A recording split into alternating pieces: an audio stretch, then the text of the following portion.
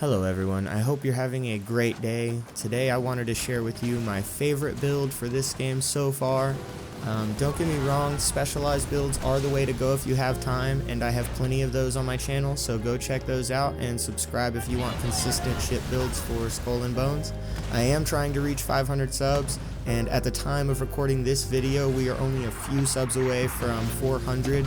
Those big milestones like every 100 subs feel really good. It lets me know that you guys like the videos and that you plan on coming back for more.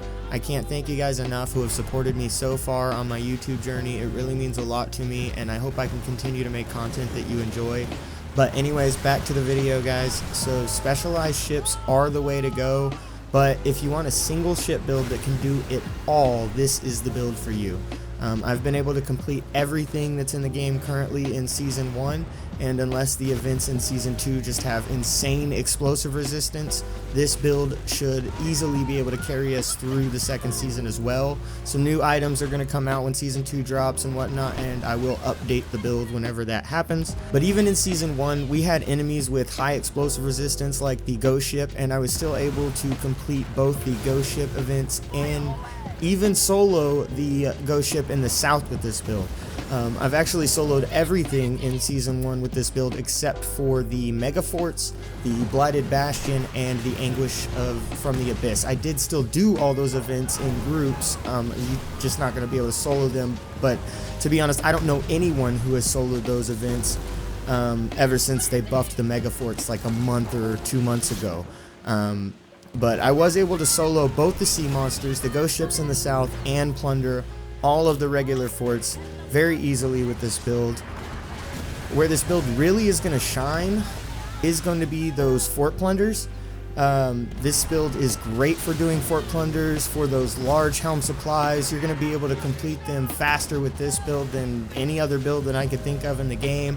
This is the best one I've been able to come up with. Maybe there's some changes we could make to the furniture to increase DPS and make that faster, but just all around this is a really good build for doing that, so you can get your helm materials really quickly. But this is also really good for hostile takeovers. It's a close to mid-range build, but it can also fight at long range if you get good at aiming the bombards. It has all AoE damage, so if you're fighting enemies that are shoulder to shoulder, you can hit all of them at the same time with all of your attacks. I had a helm wager where I almost sank 4 ships at one time because of the amount of AoE that this build has, and they were all packed into a river like sardines. I really wish I would have been recording because it was a really epic moment. If anybody's watching this was there when that happened, because I did talk a little trash in the world chat afterwards, let me know in the comment section below. But anyways, that's also what makes this build really good at hostile takeovers, is the AoE damage, because you'll be hitting enemy players and the NPCs at the same time, and it has a ton of damage to structures as well, so you can take the towers out really quickly.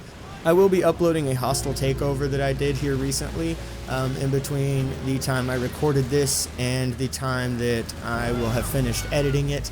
I did a hostile takeover where it was a 1v1v1 situation, and I absolutely destroyed them. It was almost 50% difference. I believe it was like a 39% difference or something like that. It's pretty crazy.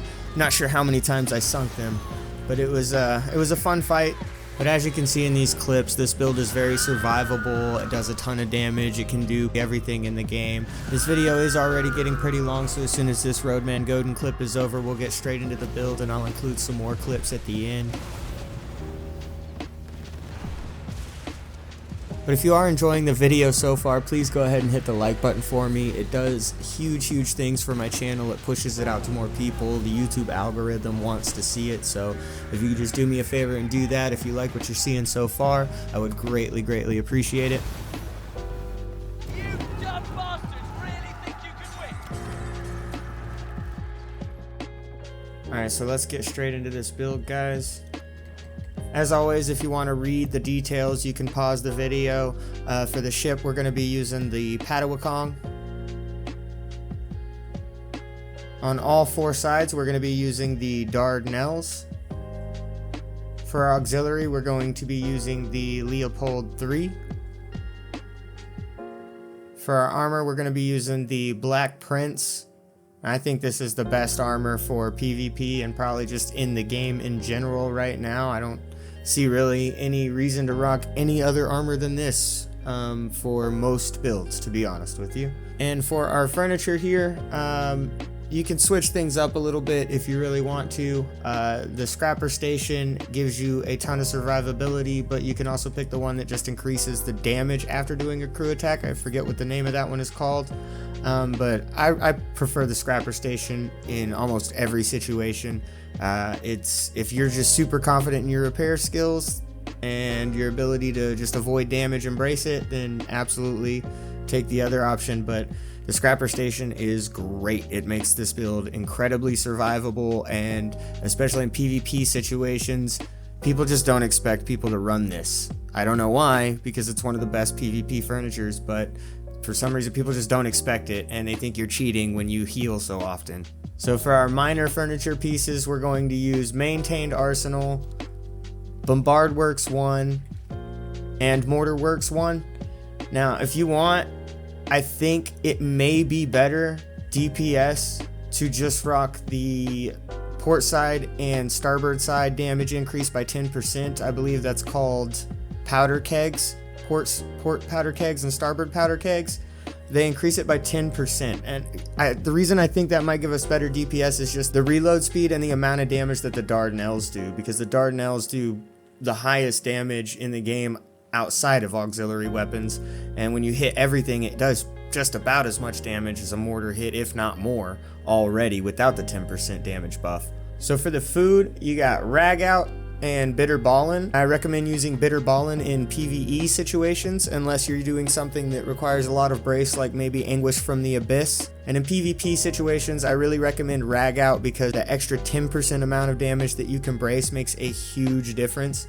And as always, our repair kits are just the enhanced repair kit ones, best repair kit in the game, hands down. So that's going to do it for the build, guys. I'm going to let these clips play out. Don't forget to subscribe to the channel if you want more consistent ship builds for Skull and Bones. Hit the like button if you liked the video. Thank you so much for watching, and I will see you in the next one.